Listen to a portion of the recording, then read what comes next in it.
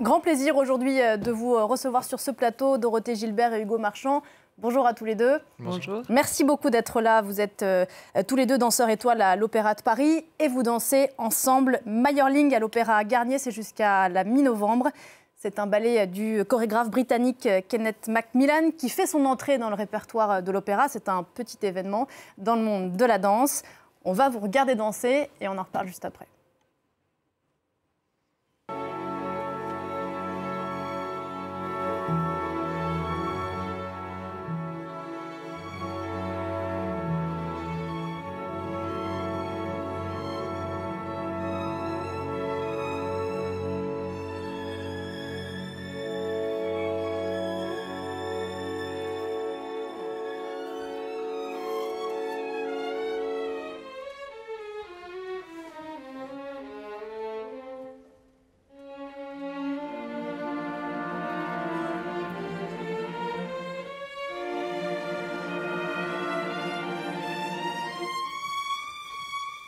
Voilà, vous regardez très attentivement. Ce ballet est inspiré d'une histoire vraie, celle du suicide du prince héritier du trône d'Autriche-Hongrie, Rodolphe, que vous interprétez Hugo, le fils de la célèbre Sissi, et de la mort de l'une de ses maîtresses que vous interprétez Dorothée, qui s'appelait Marie Vetsera.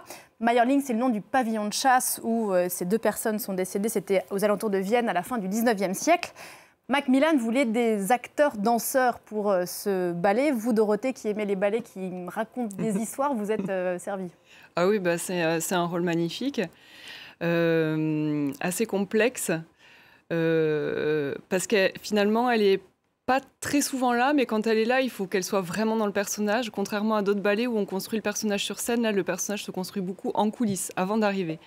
Donc c'est un petit peu particulier, mais on a bien travaillé et puis on sait exactement ce qu'on a à dire sur chaque passage, donc c'est ça qui est important. Ouais, c'est une figure de femme assez forte, contrairement à ce que sa fin de vie peut laisser penser. Vous, Hugo, vous avez là un des rôles masculins, dit-on, les plus exigeants du répertoire. Vous avez 5 partenaires féminines, je crois. Vous êtes quasiment de toutes les scènes pendant 3 heures de ballet. J'imagine que c'est précieux dans une carrière.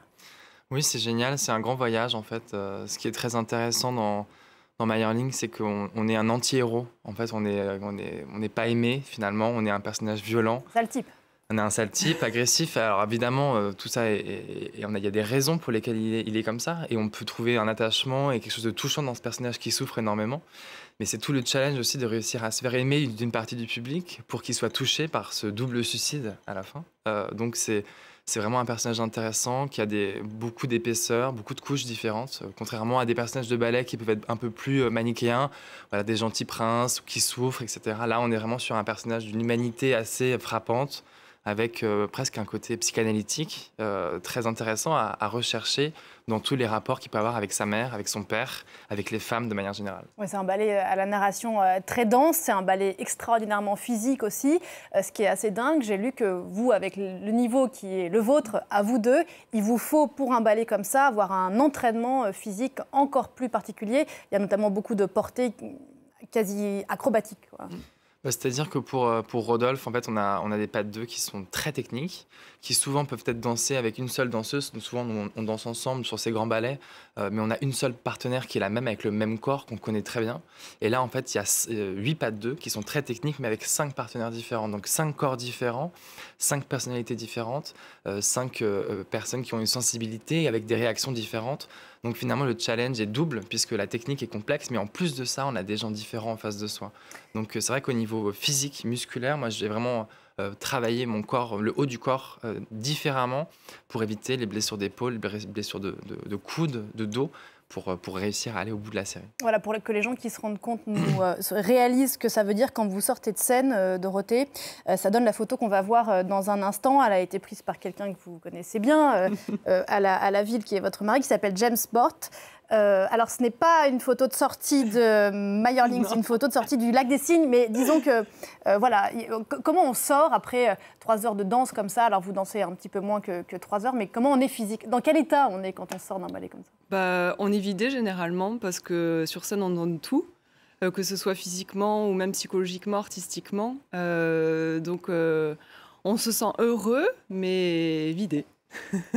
Soulagé aussi un peu. Soulagé c'est vrai aussi. qu'il y a une part, on a peur aussi. Enfin, moi, je suis assez effrayé à chaque fois de faire Même face à ce ballet. après tout ce temps, vous êtes à ce ballet-là en particulier. Sur ce ballet-là en particulier, on parle beaucoup avec Dorothée souvent avant le spectacle pour essayer de faire tomber un peu la pression. Et c'est vrai qu'il y a aussi un soulagement de se dire on a réussi à franchir la montagne encore une fois. Et même si on sait qu'on va devoir la franchir encore et encore, l'expérience nous aide un petit peu. Mais c'est vrai qu'à chaque fois, c'est le défi de se dire est-ce qu'on va y arriver et de refaire tout à zéro. Il y a un nouveau public dans la salle qui ne nous a pas vu danser, qui ne connaît pas le ballet et à qui il faut encore reprouver et réexpliquer l'histoire. D'autant que vous le disiez tout à l'heure, alors il y a ce personnage de Rodolphe qui est dans un état de tension assez permanent, qui est séducteur, qui est brutal, qui est presque comme possédé. Par moments, il y a des scènes qui sont assez violentes. On est témoin de scènes assez violentes, notamment une scène à la fin de l'acte 2. Et c'est plus anodin, quoi, en 2022, de jouer des scènes comme ça. Je crois que vous disiez vous vouliez que les spectateurs soient un peu avertis, quoi. Ça, c'est quelque chose qui a changé, peut-être ?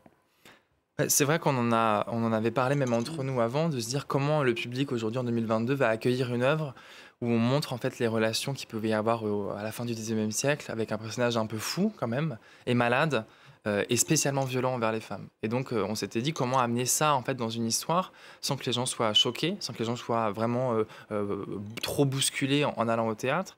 Et c'est vrai que je pense on l'a vraiment expliqué en disant on se respecte tellement dans le travail et d'autant plus sur cette pièce-là en respectant le corps de l'autre et l'intégrité de l'autre dans toutes les répétitions parce que ces moments de théâtre sont des moments qui sont forts, qui sont violents, mais c'est du jeu. C'est quand même, malgré tout, c'est du faux. Mais oui, bien sûr.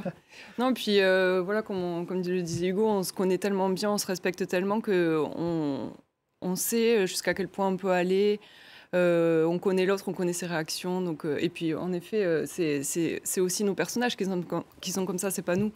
Donc, ouais, c'est un ballet qui se joue autant qu'il se danse. C'est du cinéma. Hein. Clairement, c'est un film dansé. D'ailleurs, avec on le disait hors plateau tout à l'heure, avec des costumes et des décors qui sont absolument dingues. Un très gros travail des équipes de l'opéra. Qu'est-ce que, Dorothée, le corps, votre corps dit que des mots ne pourraient pas dire? Plein de choses. Je pense que ce personnage a une grande force, une grande sensualité. Et tout est décrit à travers la chorégraphie, finalement. C'est-à-dire qu'on n'a presque pas besoin d'en rajouter tellement la chorégraphie parle d'elle-même. Tous les gestes, tous les mouvements sont faits pour quelque chose, pour dire quelque chose. Et c'est presque plus de la danse, finalement, c'est du mime, presque. Hein? C'est vrai que la chorégraphie est tellement bien faite qu'elle sert totalement à la narration. Aussi, le fait qu'il y ait une contribution avec l'œuvre de Liszt, de la musique finalement, qui est tellement expressive, tellement riche, tellement forte, qu'il y a pas mal de moments qui sont réorchestrés, qui sont les études transcendantales, qui sont des moments au niveau musical qui sont fantastiques. Et pour nous aussi, c'est comme des cartes, en fait, des routes qui nous permettent en fait, d'emprunter les bons chemins pour arriver émotionnellement au bon moment, grâce à la musique, grâce à la narration. En fait, on est très guidé aussi par... voilà, on n'est pas sans armes, on a aussi cette musique, ces costumes, cette ambiance, cette chorégraphie qui nous permet de nous dépasser et d'arriver dans des états émotionnels qu'on ne vivrait pas dans la vie et qu'on va faire vivre à nos personnages sur scène. D'ailleurs, si vous parlez de la musique, c'est une magie assez dingue qui s'opère entre une partition qui date du 19e siècle, j'espère pas dire de bêtises, un ballet qui a été montré en 1978, et savoir que la chorégraphie et la musique qui n'était pas pensé, en tout cas pas la musique, se rencontrent à ce point, c'est fou que ça marche à ce point. Alors, ce qui est génial, c'est de se dire que Liszt en fait, connaissait la dynastie des Habsbourg, il connaissait Sissi, il connaissait Rodolphe, et il me semble que Liszt avait même écrit des morceaux pour l'impératrice Élisabeth. Et il y a d'ailleurs le pas 2, il me semble, avec Sissi, entre Rodolphe et Sissi dans l'acte 1, qui est un morceau que Liszt avait écrit pour l'impératrice et qui est dansé par l'impératrice et Rodolphe dans ce ballet-là. Donc il y avait quand même une connivence assez forte.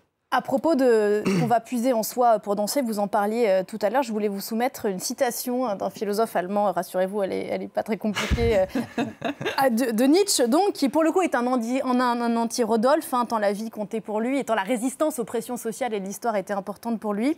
Il faut porter du chaos en soi pour accoucher d'une étoile qui danse. Je ne sais pas si vous la connaissez, c'est joli, oui, ça vous inspire quoi? Il faut puiser beaucoup de chaos en soi? Ah oui, je pense. Nos personnages, il faut aller les chercher loin quand même pour certains. Surtout que moi, personnellement, quand j'interprète un personnage, j'aime aller rechercher des sentiments qui ont existé en moi et qui existent pour être vrais, pour être juste, pour être sincère. Et donc forcément, il y a une part en effet de chaos parce qu'il y a plein de personnages différents, plein d'histoires différentes, plein d'émotions qu'il faut aller rechercher et il faut aller les chercher. Il y a forcément une fêlure en fait, il y a une vulnérabilité qu'il faut laisser jaillir, et donc il faut lâcher prise et avoir confiance dans les gens qui nous entourent.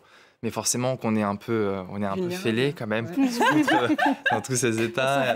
Pas pour s'infliger ça, mais pour l'infliger à nos personnages et puis réussir à trouver des chemins pour devenir ces personnages-là. Il faut avoir une part de folie quand même. Et surtout là, donc vous dansez pendant 3 semaines, vous avez répété le ballet pendant des mois. C'est effectivement ce que les acteurs disent de leur rôle, quoi. Il faut rentrer dans le personnage et puis après il faut s'en sortir, quoi. Oui, Il faut le laisser partir pour aller danser autre chose.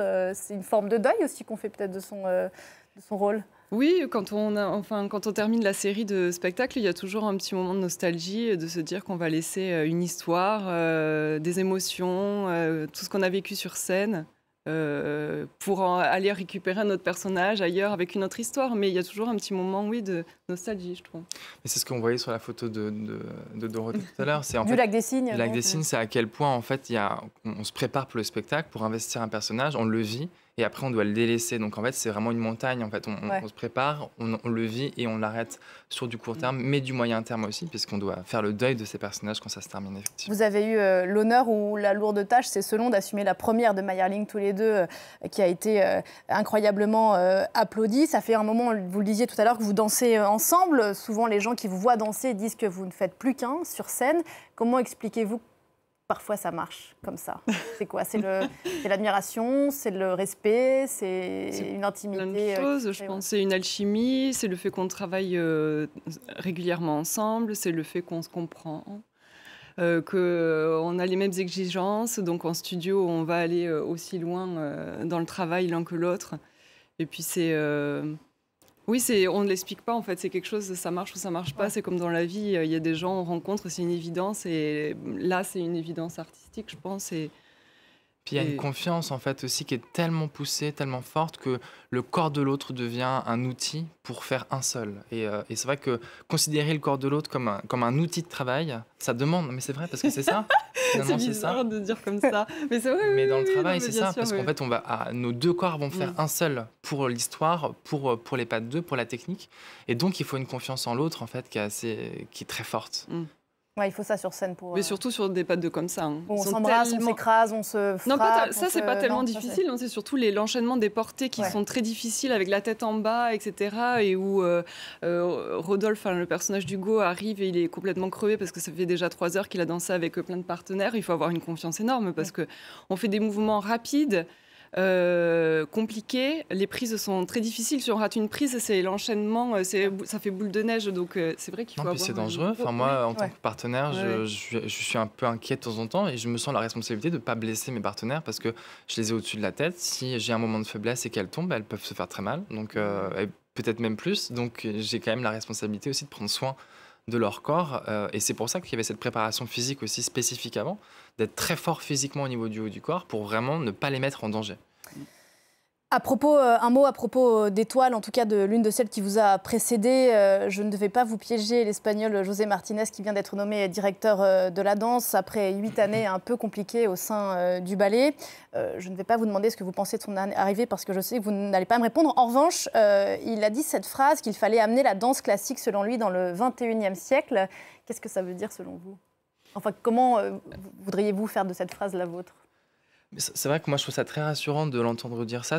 Aujourd'hui les nouvelles créations, on estime que c'est des nouvelles créations dans un langage contemporain parce que c'est le langage le plus accessible, en tout cas le plus compréhensible pour le public.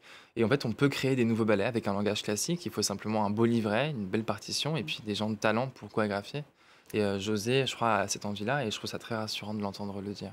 Oui, et puis aussi de se dire qu'on a encore aujourd'hui des histoires à raconter et des personnages à interpréter et que c'est pas parce que maintenant on crée souvent des ballets contemporains qui sont pas forcément narratifs qu'aujourd'hui on peut pas créer une œuvre narrative avec la technique classique et c'est bien de se dire que la danse classique a de l'avenir, en fait. Il faut la faire vivre au présent. Donc, c'est ça qui est important aussi, qu'il y ait des nouvelles créations, en plus de tout l'héritage qu'on a. Ouais, en tout cas, le succès à l'opéra dit beaucoup de choses. Merci infiniment d'être venu nous parler de ce ballet. Donc Mayerling, un ballet de 1978 de Kenneth Macmillan à voir jusqu'au 12 novembre à l'Opéra Garnier à Paris. Vous deux, vous y dansez demain à 19h30. Je suis désolée pour ceux qui nous regardent, mais c'est complet. Coup de chapeau, donc on le disait, aux ateliers de l'opéra qui ont fait des costumes exceptionnels, sans parler de la partition, on en parlait tout à l'heure, de Franz Liszt qui est époustouflante. Merci encore infiniment. Merci de vous être levé tôt pour venir nous parler. Très bon ballet demain et bonne fin de saison à vous deux. Nous, on se retrouve juste après la pause avec un pas de deux avec Florent Rodeau.